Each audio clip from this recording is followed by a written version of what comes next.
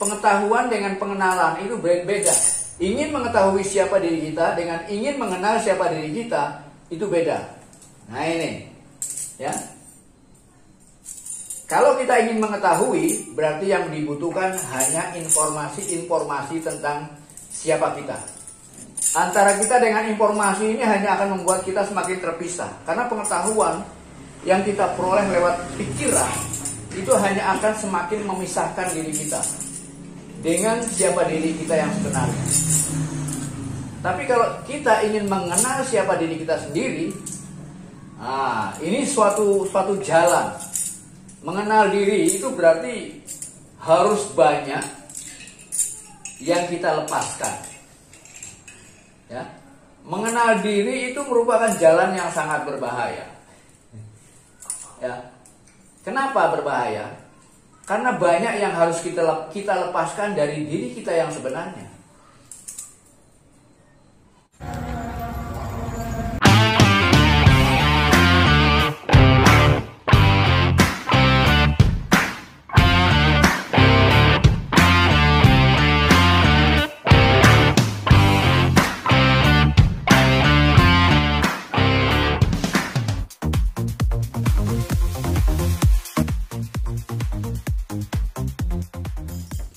Salam cerdas selaras, para pencari keadilan, para penyelidik kebenaran, para pecinta kedamaian, para pelaku spiritual, khususnya para penyimak pencerahan Hyang Weldo TV, dan para tandapan di mana saja berada di seluruh alam semesta, baik yang berada di alam skala maupun yang ada di alam niskala. Bertemu kembali dengan saya Hyang Weldo, pengelola channel khusus spiritualitas, channel khusus bagi mereka yang sudah siap untuk dihancurkan ego dan keyakinannya yang terbentuk di masa kanak-kanaknya demi pengembangan dan peningkatan pengetahuan dan pengalamannya ke level yang tertinggi, ke tingkat spiritualitas.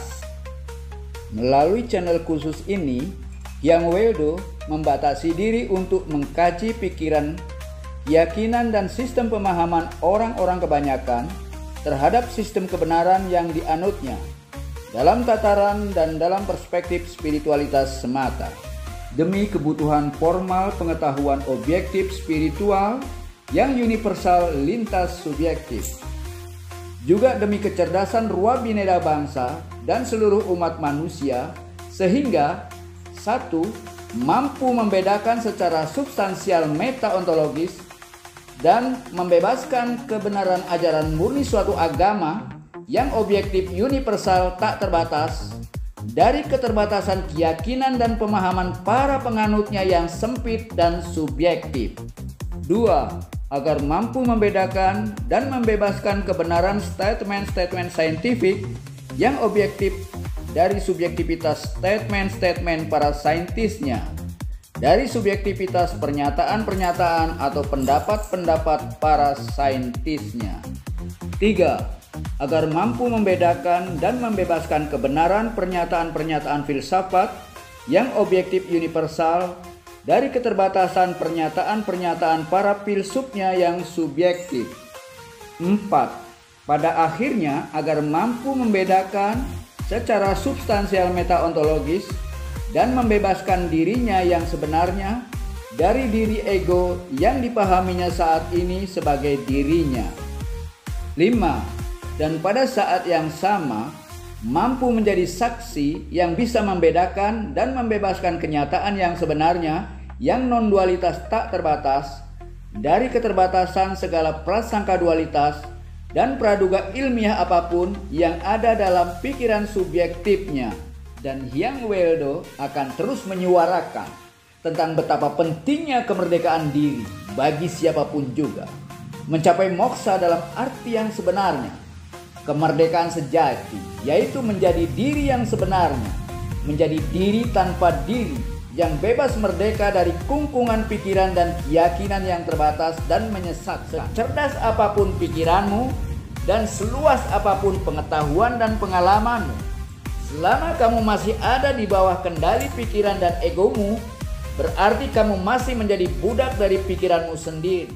Spiritualitas dengan segala metode dan kajiannya seharusnya bisa menjadi jalan tengah yang objektif dan universal di tengah kerancuan dan perbedaan sistem keyakinan, kepercayaan, ideologi, dan agama yang beraneka ragam, yang terbatas.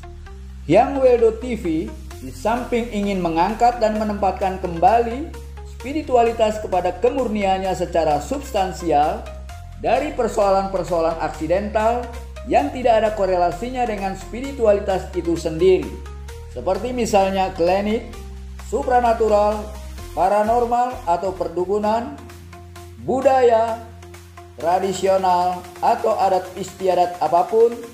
Di sisi lain, karena keuniversalannya yang bersumber pada kenyataan yang sebenarnya, sehingga spiritualitas dapat dijadikan jalan tengah sebagai langkah edukatif yang dapat meningkatkan kecerdasan dan kesadaran spiritualitas bangsa sebagai upaya untuk merukunkan dan menyatukan bangsa untuk mencapai kejayaan dalam berbangsa dan bernegara. Jadi yang ulangi lagi ya, dalam menjawab pertanyaan Cik Uzi, tentang apa perlunya pernikahan jika dipandang dalam perspektif spiritualitas. Jadi pernikahan itu sangat penting sekali, ya sangat penting demi keutuhan dan kelanjutan kehidupan manusia. Ya, di satu sisi agar mempertahankan keturunan, ya, agar manusia tidak punah, itu salah satunya begitu. Jadi secara evolusi untuk mempertahankan keturunan manusia agar manusia ini tidak punah, salah satunya itu. Ya.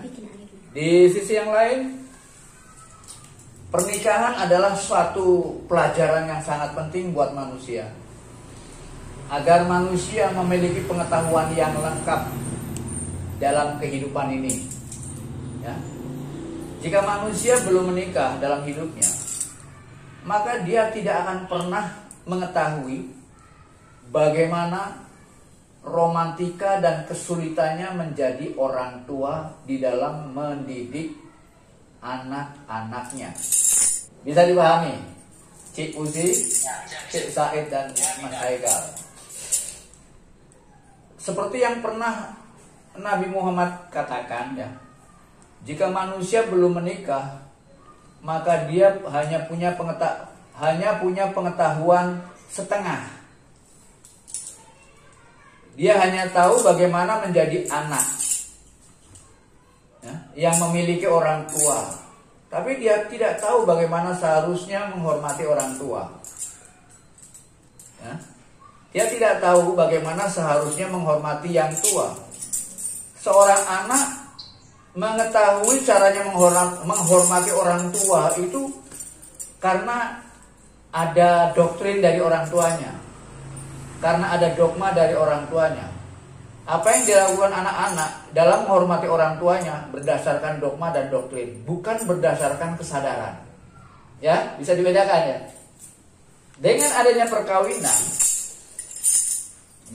perkawinan, di mana seorang anak tumbuh menjadi suami dan istri yang kemudian hari akan memiliki anak-anak yang kemudian harus dididik. Di sanalah seorang anak yang tadinya belum mengetahui bagaimana peranan orang tua dalam kehidupan ini, tapi ketika dia menikah, dia barulah mengalami bagaimana sulitnya menjadi orang tua. Dan kesulitan itu mungkin belum nampak kalau belum punya anak. Dan bahkan ketika dia punya anak masih anak-anak, juga kesulitan itu belum nampak. Karena para orang tua ketika dia mendidik anak-anaknya dengan idealismenya, dia berharap anak-anaknya menjadi orang-orang yang baik, tumbuh besar menjadi anak-anak yang mengerti. Jelas setiap orang akan mendidik sesuai dengan harapan-harapannya, juga dengan ketakutan-ketakutannya. Sehingga anak-anak yang dididiknya merupakan hasil dari harapan dan ketakutannya. Nah, disinilah anak yang orang tua yang tadinya menjadi anak mulai mengetahui bagaimana seharusnya kita menghormati orang tua berdasarkan kesadaran. Tapi seringkali terjadi kelalaian. Begitu anak mulai sibuk dengan dirinya sendiri, menjauh dari orang tuanya, kemudian menikah, dan dia semakin banyak berpikir tentang bagaimana mempertahankan kehidupan dengan istri atau suaminya. Sehingga dia pun menjadi lupa bagaimana menghormati orang tuanya dan memperlakukan orang tuanya. Dia punya kehidupan sendiri dengan rumah tangganya yang baru.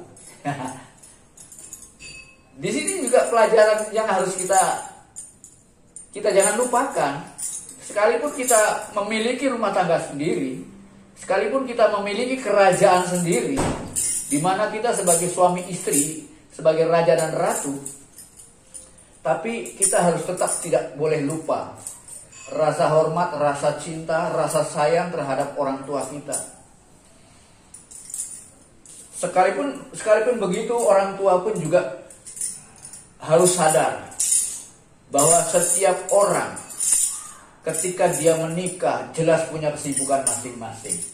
Nah, kesadaran ini pun juga harus dipersiapkan, karena ketika kita menjadi orang tua dan ketika anak kita mulai menikah, anak kita mulai punya anak, maka dia mulai menjauh dari kita.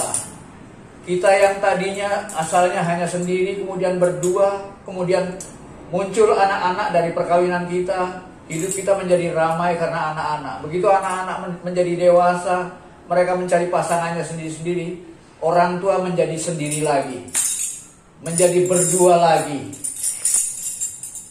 Di sini ada kesepian tersendiri ketika anak-anaknya mulai menjauh dari kehidupan orang tuanya. Itu bisa kita rasakan. Yang merasakan jelas para orang tua yang sudah mulai mendapatkan cucu. Kalau anak-anak yang baru menikah kemudian mulai dapat anak-anak, ya kesibukannya ya baru mulai. Bagaimana menyekolahkan anaknya, bagaimana harus mempertahankan hidupnya, bagaimana harus memenuhi kebutuhan ekonomi, kebutuhan lain sebagainya. Nah, tentunya ini semua akan melahirkan pemikiran-pemikiran, strategi-strategi dan cara kerja yang terus-menerus dicobanya untuk mencapai yang terbaik. Nah, ini perkawinan memang seperti itu, ya. Jadi di samping perkawinan itu bertujuan untuk mempertahankan agar keturunan manusia itu tidak punah. Jadi tugas yang kedua adalah agar bagaimana hubungan cinta, kasih sayang antara orang tua dan anak itu akan tetap terjaga. Sekalipun masing-masing sudah hidup sendiri-sendiri dalam kerajaannya sendiri-sendiri. Dan di sisi lain, bagaimana peranan kita di hadapan Tuhan dalam kehidupan ini, sehingga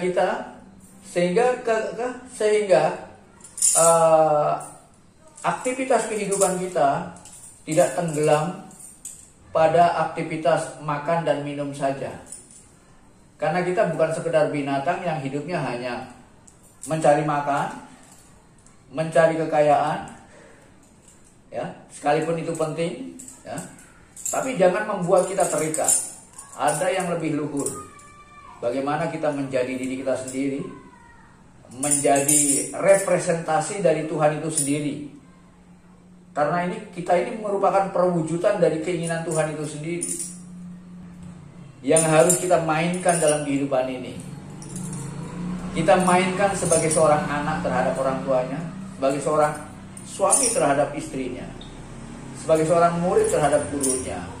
Kita memiliki banyak peranan ketika kita berhadapan dengan substansi-substansi tertentu. Nah, disinilah yang akan melahirkan kecerdasan, kreativitas. Ya mungkin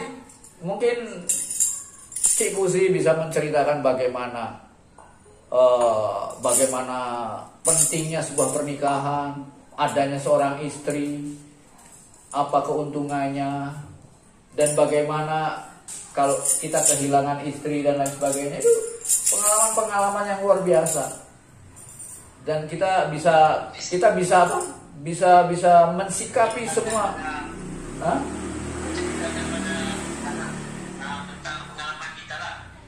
Paling tidak seperti itu. Menceritakan tanpa memberi ketakutan. Ya. Jadi pengalaman-pengalaman buruk kita ceritakanlah sedikit pada anak-anak. Jangan banyak-banyak. Ya. Kalau banyak-banyak nanti anak-anak menjadi pesimis. Seolah-olah hidup itu berat. Soalan dari itu. Nah, ya. Soalan dari lain juga. Jadi ibaratnya kita seperti apa? Seperti katakanlah agar anak kita ini kuat, tidak terjangkit oleh penyakit, maka kita perlu disuntik dengan virus. Ya, kita perlu diinjeksi dengan virus yang sudah dilemahkan.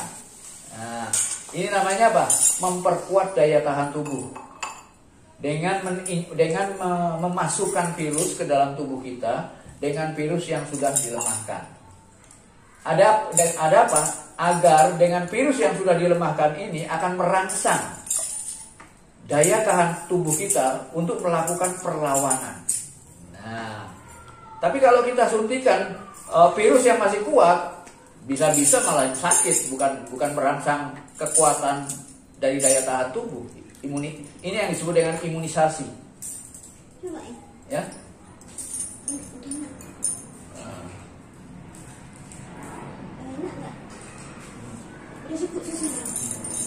Ya, begitu pula dalam kehidupan ini, seorang anak perlu disuntikan, ya, perlu diinjeksikan dengan persoalan-persoalan kehidupan yang sudah diformulasikan sedemikian rupa, atau dengan kata lain yang sudah dilemahkan. Nah, ya, jadi persoalan-persoalan kehidupan orang tua yang pernah dialami kita berikan pada anak-anak sebagai pengetahuan, agar anak-anak tidak mengulangi apa yang kita alami, agar anak-anak tidak mengulangi keburukan yang kita alami. Tapi pengalaman keburukan tadi harus kita berikan pada anak-anak dalam kondisi yang sudah dilemahkan, sehingga muncul dalam sikap anak-anak kekuatan, ya, semangat bahwa aku bisa mengatasi semua persoalan. Itu persoalan yang sangat mudah. Nah, ini yang diperlukan. Tapi kalau persoalan yang berat tadi kita berikan pada anak-anak tanpa dilemahkan, itu malah membuat anak menjadi pesimis. Nah, ini yang merupakan imunisasi mental. Ya. Kalau imunisasi untuk memperkuat daya tahan tubuh, mungkin dengan cara menginjeksikan virus yang sudah dilemahkan. Ya, begitu. Cik Busi, coba mungkin Cik Busi mau, atau Mas Haikal atau Cik Said. Gimana Pak Cik Said?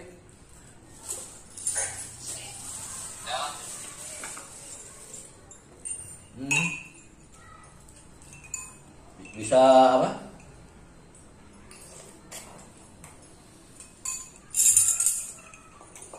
Iya, nggak usah air ya. Batuk kan? Enggak, itu kan. Gimana? Mas Haikal ya gitu.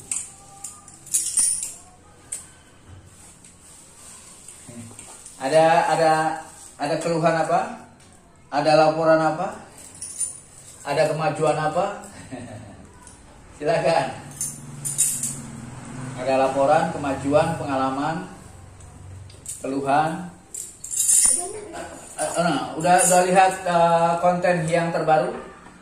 Yang berharap ada pertanyaan-pertanyaan, komentar-komentar dan apa usulan-usulannya?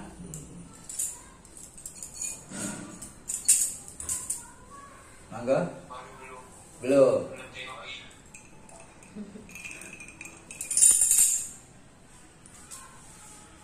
Ya coba, ya mungkin dengan sering melihat konten-kontennya Hayam berkali-kali, itu akan lebih memperdalam pencerahan dia. Jadi selalu update. Jadi akan muncul pengertian-pengertian baru sehingga kita semakin tercerahkan. Ayo monggo. Ayo silahkan. Kok monggo bahasa anunya. Hah? Gimana? Si Said mau silakan. Si Said mungkin bisa mendekat wajahnya bisa diperlihatkan. Mau cerita lebih jauh. Ya gimana? Ya. Bagaimana yang kalau yang boleh membuat atau memberitahu cara untuk berada di tengah-tengah antara pikiran dan apa? Di tengah-tengah apa? Di tengah-tengah apa? Ada di tengah-tengah. Macam kadang kita pikiran itu selalu bermain kan. Ya. Jadi kita nak sadar duduk di tengah-tengah antara Ya. pikiran yang mengajak pada keinginan. Ya kita belajar untuk menempatkan diri sebagai subjek dan sebagai objek. Ya, artinya ibaratnya kita ini ingin mengenal diri kita sendiri. Ya, ingin mengenal diri kita sendiri. Di sana kita seperti terbelah menjadi dua.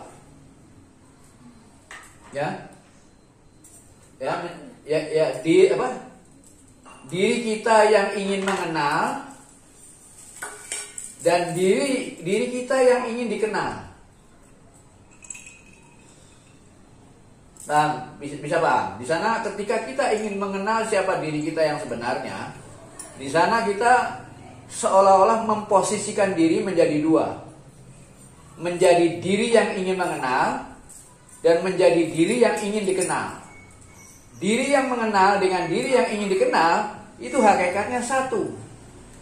Sehingga perkenalan semacam ini bukan pengetahuan biasa. Ya, pengetahuan dengan pengenalan itu beda. Ya. Kalau kita ingin mengetahui siapa diri kita, maka yang kita inginkan hanya informasi-informasi tentang diri kita. Dan informasi itu hanya akan semakin memisahkan diri kita dengan diri kita sebagai subjek dengan diri kita sebagai objek. Diri kita sebagai batin dengan diri kita sebagai fisik. Ya. Sedangkan kalau kita sebagai subjek yang ingin mengenal diri kita, ya, ini sangat berbeda dengan subjek atau berbeda dengan ketika kita ingin mengetahui siapa diri kita. Ingin mengetahui siapa diri kita dengan ingin mengenal siapa diri kita itu beda. Kalau kita ingin mengetahui, berarti yang dibutuhkan hanya informasi-informasi tentang siapa kita. Antara kita dengan informasi ini hanya akan membuat kita semakin terpisah. Karena pengetahuan yang kita peroleh lewat pikiran itu hanya akan semakin memisahkan diri kita dengan siapa diri kita yang sebenarnya. Tapi kalau kita ingin mengenal siapa diri kita sendiri, ini suatu jalan. Mengenal diri itu berarti harus banyak yang kita lepaskan. Mengenal diri itu merupakan jalan yang sangat berbahaya. Kenapa berbahaya? Karena banyak yang harus kita lepaskan dari diri kita yang sebenarnya. Sama seperti pohon yang berusaha melepaskan diri dari benalu. Tahu benalu? Pohon benalu tahu ya? Pohon yang hidup di pohon yang lain.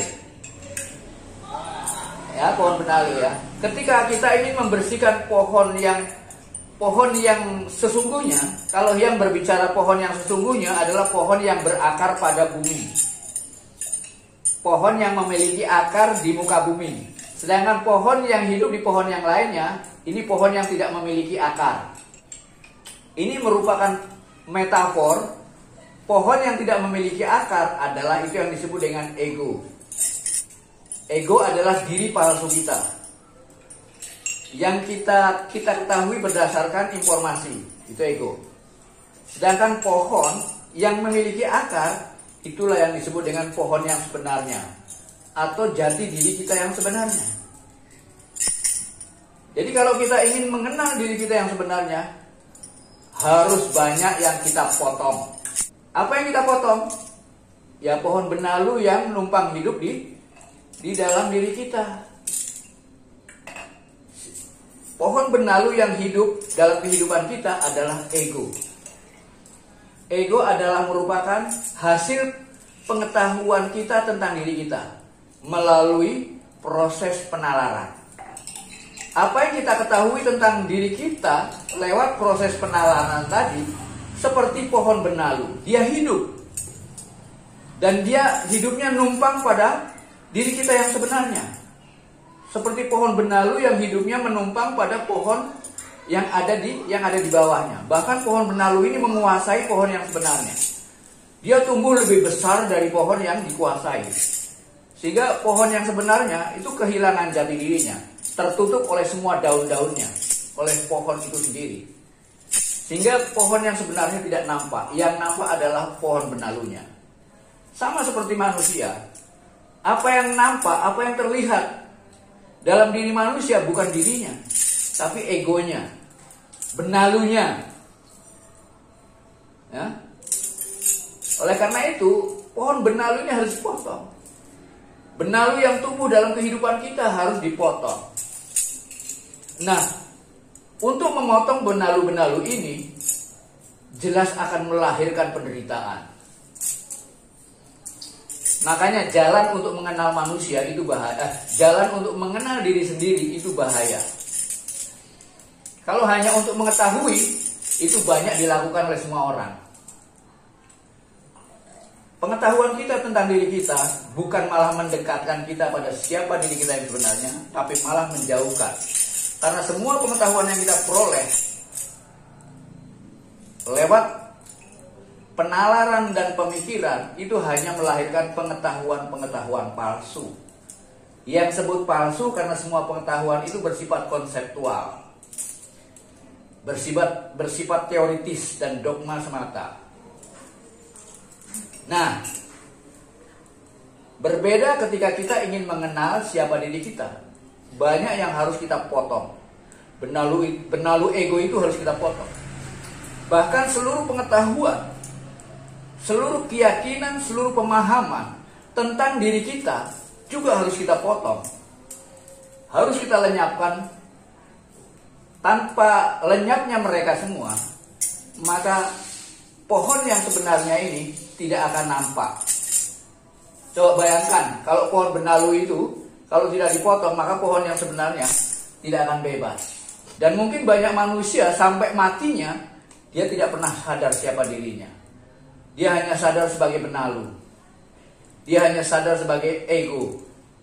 Nah, inilah perbedaan antara mengenal diri sendiri dengan mengetahui diri sendiri.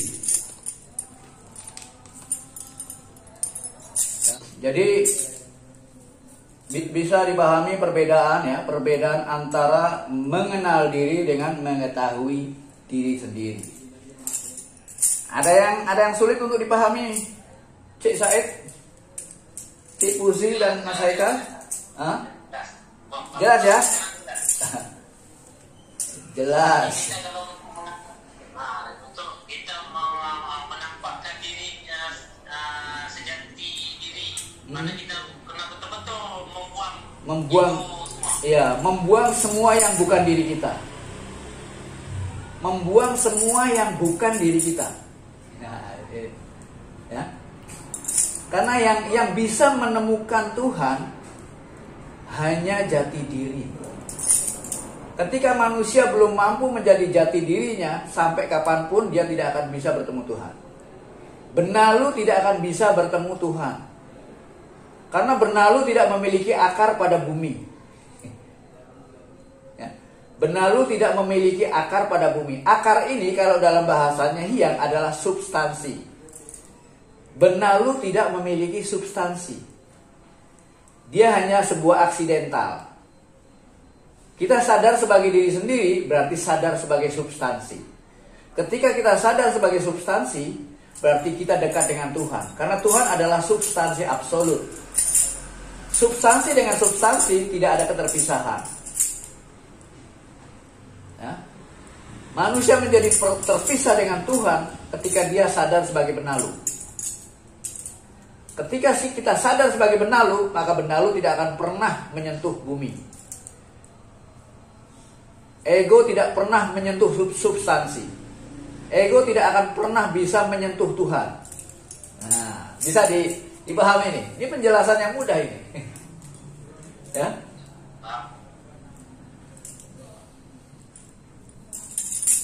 Nah, barangkali ada sedikit pertanyaan berkaitan dengan ini. Udah penjelasan yang luar biasa nih.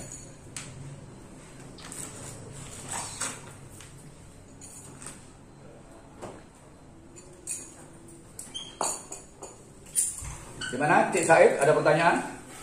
Ya, Haikal silakan. Mungkin agak mendekat biar suaranya lebih. Dan yang juga untuk menampakkan diri sendiri yang sejati harus buang segala yang bukan diri. Bukan diri, betul. Jadi persoalan yang seterusnya, apa yang saya tanya, cara untuk buang dan mengenali diri yang betul-betul absolut dengan cara kita melakukan meditasi dan dengan cara melakukan pengembangan diri, pengembangan kesadaran diri. Ya, mungkin dalam kesadaran kita mulai berani mengatakan aku bukan tubuhku, aku bukan pikiranku, aku bukan namaku, aku bukan siapa-siapa.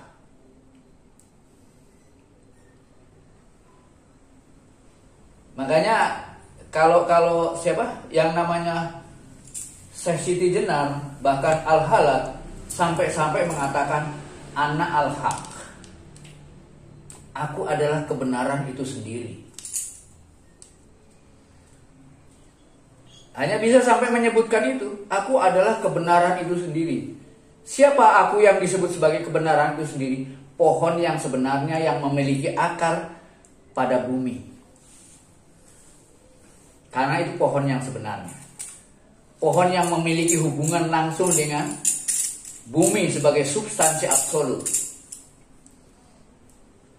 Jadi melalui pikiran kita ajak dia untuk mulai melakukan afirmasi dengan menyatakan bahwa aku bukan pikiranku, aku bukan tubuhku, aku bukan manusia.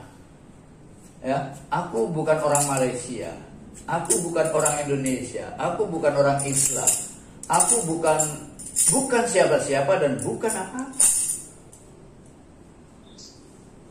Akulah kenyataan itu sendiri. Akulah, kalau dalam bahasa Arabnya, ana al-haq. Itu yang diucapkan oleh Syekh Siti Jenar maupun Al-Halaj. Nah, ungkapan-ungkapan semacam ini jelas ungkapan-ungkapan yang luar biasa, yang sulit diterima oleh mereka yang masih menjadi benalu. Ya, oleh karena itu manusia itu hanya dua, manusia benalu dan manusia yang sesungguhnya. Kita selalu berhadapan dengan manusia-manusia benalu. Mereka selalu menentang pengetahuan-pengetahuan orang yang sudah bebas dari benalu.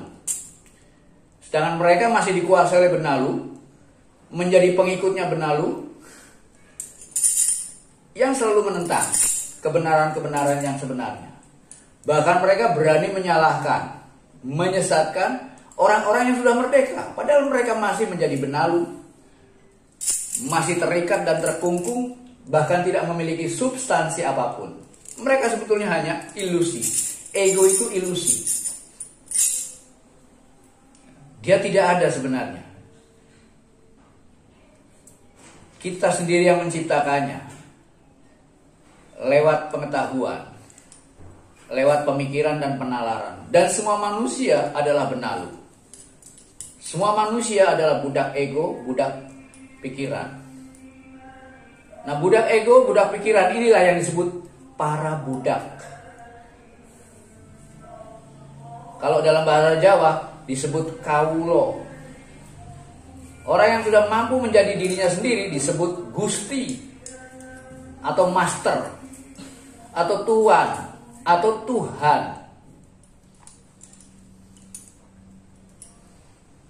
Jadi pertarungan yang sering kali terjadi adalah pertarungan antara manusia-manusia benalu dengan manusia-manusia yang sudah bebas dari benalu.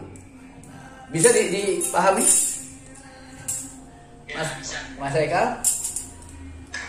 Umpama dari mana datangnya asap kalau bukan dari api ya? Iya ya. Ya. Perbedaan pendapat itu hanya perbedaan pendapat dari dua macam manusianya aja. Benalu dan bukan benalu. Bagaimana kita hidup tanpa benalu? Nah, inilah manusia sejati. Orang-orang yang sudah mampu hidup tanpa benalu, tanpa ego, tanpa pikiran, itulah Muhammad. Itulah Buddha. Itulah yang disebut dengan Kristus. Itulah yang disebut dengan Avatar. Ya, Nur Muhammad itu ada di sana. Banyak nama dan sebutan yang bisa diperkenalkan. Tapi manusia kebanyakan hanya tahu nama dan sebutannya, tapi nggak tahu substansinya. Akhirnya mereka banyak bertengkar tentang nama-nama, karena mereka tidak tahu substansinya. Ya, kalau sampean bisa melihat pertengkaran, perdebatan yang di luar, itu terjadi karena apa? Perdebatan antara benalu. Para benalu ini berdebat dengan sesama benalu. Pengetahuan yang mereka ketahui hanya melulu lewat pikiran. Nah, orang-orang yang sudah merdeka dari benalu, ya kita biarkan mereka yang berdebat semacam itu. Kecuali mereka minta petunjuk dari kita. Bagaimana caranya merdeka dari benalu. Tapi kalau mereka belum sadar kalau dirinya adalah benalu, kalau dirinya masih dikuasai benalu, biarkan untuk menjadi benalu. Karena orang-orang yang masih menjadi benalu sulit untuk diingatkan. Karena apa? Benalu tidak ingin mati. Benalu tidak ingin dipotong dari pohon yang ditumpanginya. Nah, benalu berusaha untuk menguasai pohon yang sebenarnya. Maka benalu dengan sekuat tenaganya agar dia tetap hidup, menumpang di pohon yang sebenarnya. Itulah ego. Nah, jadi jangan dikira ego itu gak melakukan perlawanan terhadap diri kita. Makanya perang yang paling besar dalam kehidupan kita adalah perang melawan diri sendiri. Agar kita bisa hidup tanpa diri, tanpa ego, tanpa pikiran.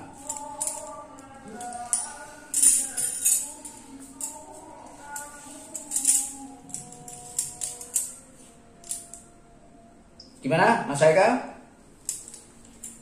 Ada pertanyaan selanjutnya yang berkesambungan?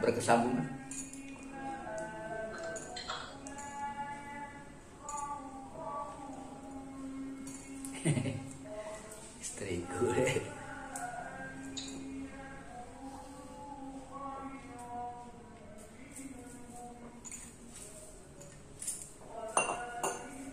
Gimana sih, Aib? Ada kasus, ada masalah dengan kehidupan diri sendiri atau dengan masyarakat? Mungkin kejadian-kejadian di dalam masyarakat bisa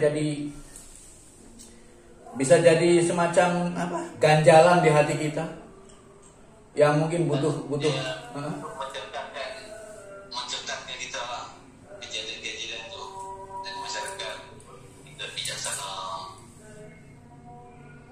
Ya. Bagaimana Pak Cik Said? Ya lah, dengan masyarakat biasalah yang macam yang cakap tu lah, dia sentiasa mensalahkan substansi yang sebenarnya tu.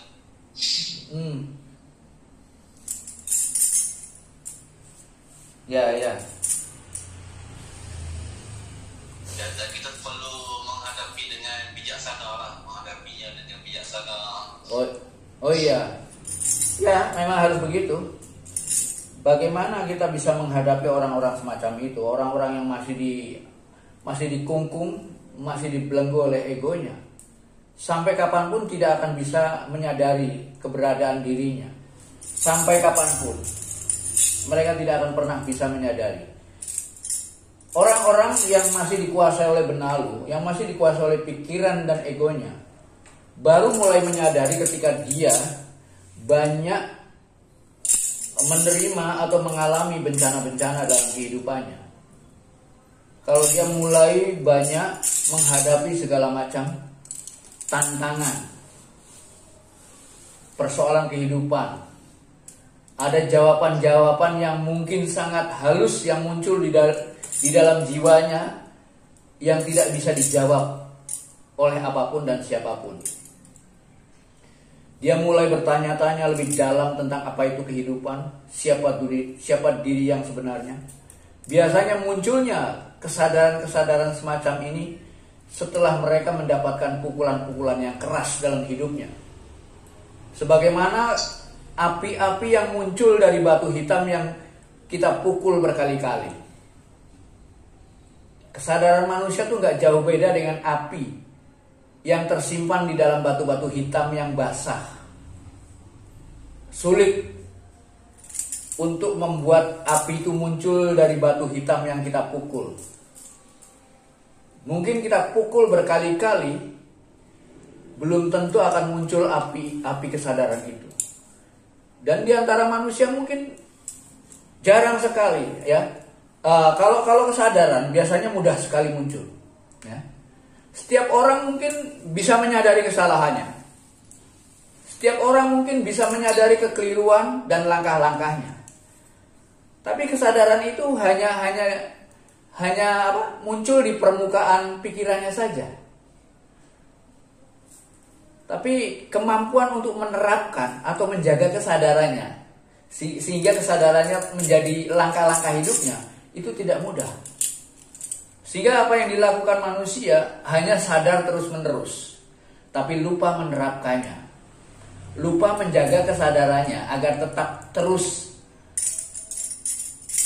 ada dalam kehidupannya, ada sebagai dirinya.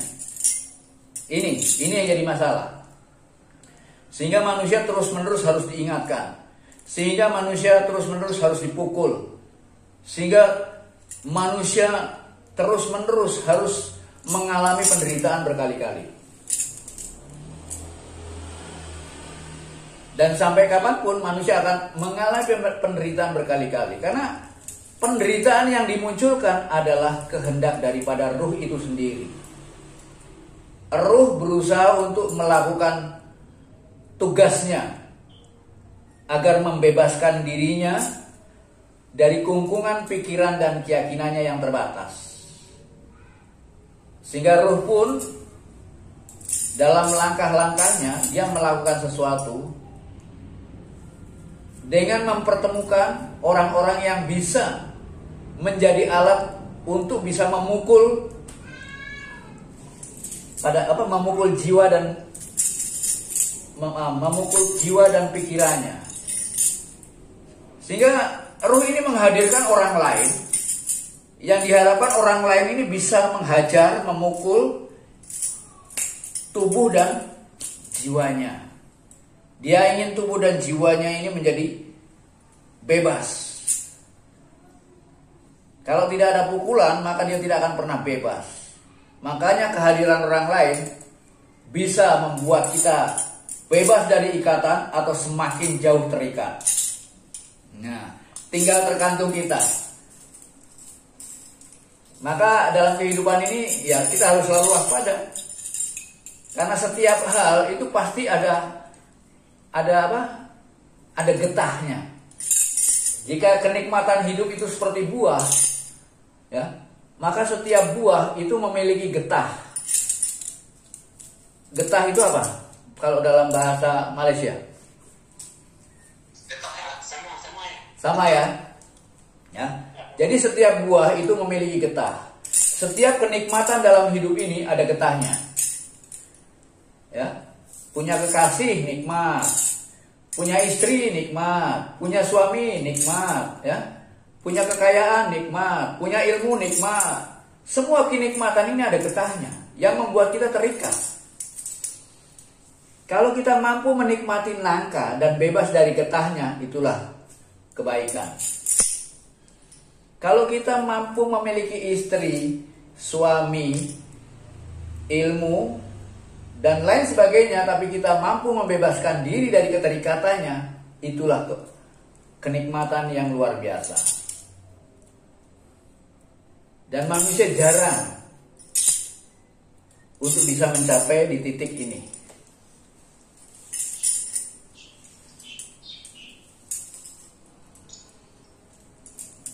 Oleh karena itu hidup ini dalam hidup ini harus senantiasa ingat dan senantiasa ingat pada tujuan dan bisa melakukan kewaspadaan terhadap perjalanan yang sedang kita nikmati. Ya. Kalau dalam ajaran Islam itu simpel sekali, bahwa maka digambarkan dengan sholat. Ya, dalam sholat itu ada dua yang harus kita pahami, antara kiblat dan sajadah. Antara kiblat dan sholat. Orang belum bisa sholat kalau belum tahu kiblatnya. Ya, sholat itu proses perjalanan, sedangkan kiblat adalah tujuan hidup. Orang nggak bisa berjalan, orang belum bisa melangkah kalau belum tahu tujuannya. Jadi menentukan tujuan hidup itu harus yang pertama kali. Langkah-langkah adalah merupakan sesuatu yang harus kita lakukan sesudahnya. Di sini. Maka tentukan kiblat, barulah gelar sajadah. Tentukan tujuannya, kemudian mulailah melangkah dan fokus pada proses perjalanannya. Nah, selalu ingat pada tujuan dan selalu waspada terhadap proses perjalanan. Inilah kondisi kesadaran yang sebenarnya, di mana kita mampu berdiri sebagai saksi yang mampu mengamati keduanya, mengamati tujuan dan menikmati perjalanan. Bisa dipahami Cik Pusi? Ini yang ditanyakan Cik Pusi tadi. Ya, seperti kalau kita naik kereta api, ya. Kalau kita naik kereta api, misalnya tujuannya, misalnya kalau di Malaysia tujuannya misalnya dari mana? Dari Perak mau ke Kuala Lumpur misalnya, ya. Maka dalam perjalanan tadi ada orang yang dalam perjalanannya hanya ingat tujuan. Jadi dalam perjalanan yang diingat tujuan, akhirnya begitu sampai, jadi pada saat dia hanya ingat tujuan, perjalanan itu menjadi membosankan. Ya. Dan perjalanan menjadi sangat lama. Dan ketika sampai pada tujuan, dia nggak bisa cerita apa-apa. Karena perjalanan nggak pernah dinikmati. Karena dia hanya fokus pada tujuan, jadi dia nggak punya cerita apa-apa ketika sampai pada tujuan. Nah, orang semacam ini gagal. Karena dia hanya fokus pada tujuan, lupa pada perjalanan. Begitu pula kalau kita dalam perjalanan, kita hanya mencoba untuk menikmati perjalanan. Akhirnya mungkin kita bertemu dengan orang-orang yang kita sukai, kemudian asik berbicara dengan mereka, dia ajak mampir ke rumahnya, dan mungkin mampir untuk 1 hari 2 hari. Nah, ini akhirnya apa? Akhirnya lupa pada tujuan. Ya, maka fokus pada proses akan melahirkan lalai pada tujuan. Fokus pada tujuan akan melahirkan kelalaian pada proses. Dua-duanya salah. Makanya meditasi ke dalam maupun keluar itu sama-sama salah. Ya, meditasi keluar adalah meditasi untuk mencapai tujuan. Meditasi ke dalam adalah meditasi untuk menikmati prosesnya. Fokus ke dalam dan fokus keluar, dua-duanya salah. Karena kedua-duanya melahirkan kelalaian. Nah, bagaimana agar kita bisa mencapai keduanya? Nah, untuk mencapai kondisi keduanya, ini kita harus mampu menempatkan diri sebagai saksi. Karena dalam bersaksi, dalam bersahadat, kita mengakui adanya Tuhan sebagai adanya Tuhan sebagai pengutus dan adanya Muhammad sebagai yang diutus. Ya. Di sana ada 2 hal yang harus selalu kita ingat. Tujuan dan proses. Siapa yang mengutus dan siapa yang diutus. Siapa yang menari dan siapa penari dan siapa tarian. Kalau dalam tarian Tandava, kita harus sadar sebagai tarian sekaligus penari. Ya, inilah saksi. Nah, orang yang berusaha untuk mengenal siapa dirinya sendiri, maka dia akan menjadi saksi. Kalau sungguh-sungguh ingin mengenal diri sendiri. Tapi kalau hanya sekedar ingin mengetahui, maka kita semakin jauh dari diri kita yang sebenarnya, dan kita hanya memiliki kekayaan ilmu yang adanya hanya di otak, hanya di pikiran saja. Semua pengetahuan yang ada di otak kita akan keluar lewat mulut kita. Ya, akan melewat melalui mulut kita menjadi penceramah-penceramah yang pandai bicara. Tapi kalau pengenalan itu, sedangkan jika kita mengenal diri kita, maka dia akan mengkristal dalam hati kita. Bukan dalam pikiran kita, akan mengkristal dalam hati kita. Yang akibatnya akan menjadi perbuatan, menjadi sikap dan perbuatan yang bisa dirasakan oleh semua pihak, sekalipun tanpa kata-kata. Inilah keistimewaan kita menjadi saksi. Banyak hal. Dan tidak banyak orang yang mampu meraih posisi sebagai saksi. Apalagi orang-orang yang masih dikuasai oleh pikirannya. Orang-orang yang masih dikuasai oleh pengetahuan-pengetahuan intelektual maupun pengetahuan-pengetahuan saja. Selama mereka masih bergantung pada pikiran, bergantung pada benalu, maka mereka tidak akan bisa menemukan pengetahuan spiritual, pengetahuan substansial yang sebenarnya. Ya. Pengetahuan substansial yang sebenarnya adalah pengetahuan di mana kita mampu menjadi saksi. Ya. Sedangkan pengetahuan yang dicapai oleh para saintis itu baru pengetahuan fenomenal. Pengetahuan orang-orang agama maupun orang-orang yang belajar lewat buku-buku itu baru pengetahuan konseptual. Tapi pengetahuan orang yang sudah mampu menempati posisi sebagai saksi, maka dia punya pengetahuan yang namanya pengetahuan substansial. Ya, pengetahuan hanya ada 3 saja.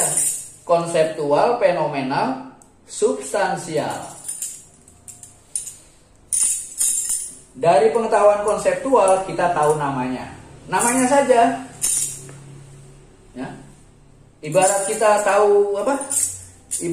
tahu yang namanya buah, kita hanya tahu namanya saja, duren, mangga, manggis.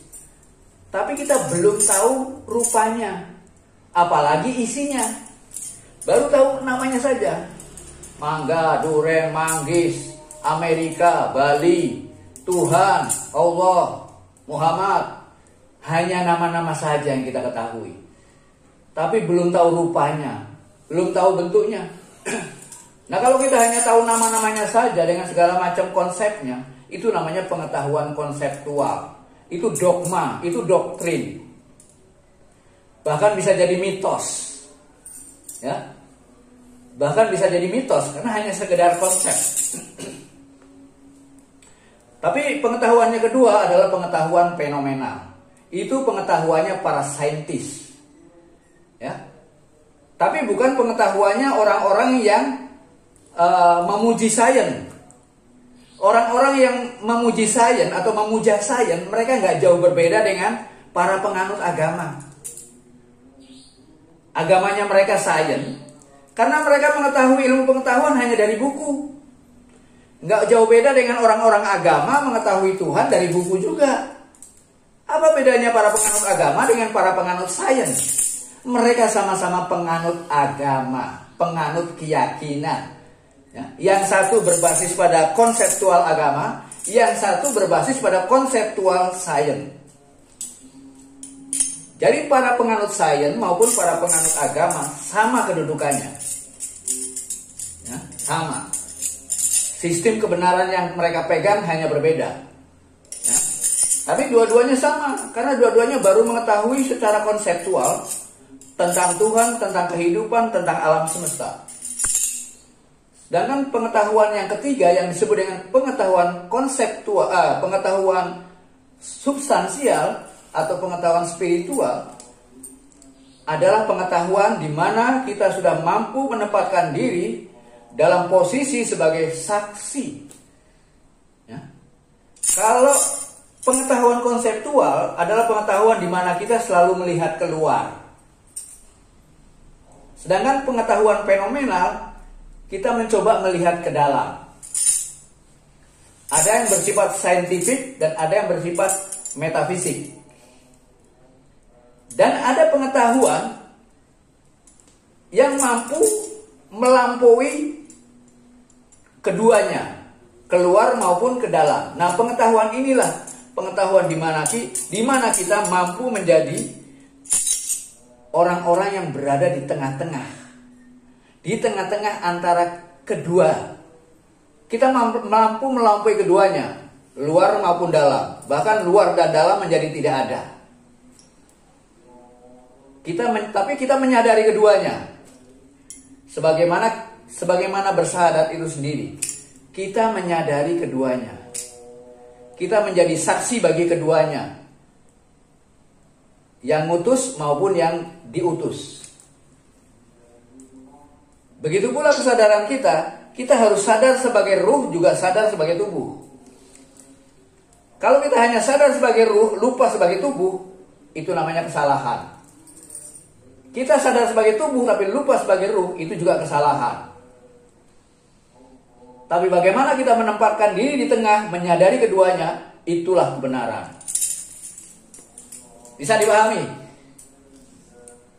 Tidak bisa. Gampang kan? Ya, dapat ditipukan seperti kenal diri rata-rata seperti mengenal Tuhan yang nyata. Iya, itu kan dalam pengertian makrokosmos dan mikrokosmos. Bagaimana mengenal Tuhan dalam pengertian makrokosmos dan bagaimana mengenal Tuhan dalam pengertian mikrokosmos.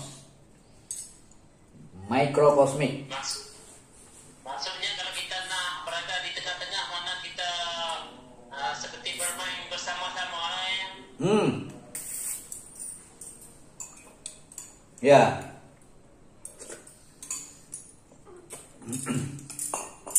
Mungkin untuk dialog seriusnya bisa udah istilahnya sudah tersikap semua ya. Kita bisa berdialog tentang apa kemajuan. Tidak waktunya sampai untuk mengatakan yang tentang laporan-laporan dan keluhan-keluhan yang langkah-langkah apa yang harus dilakukan selanjutnya.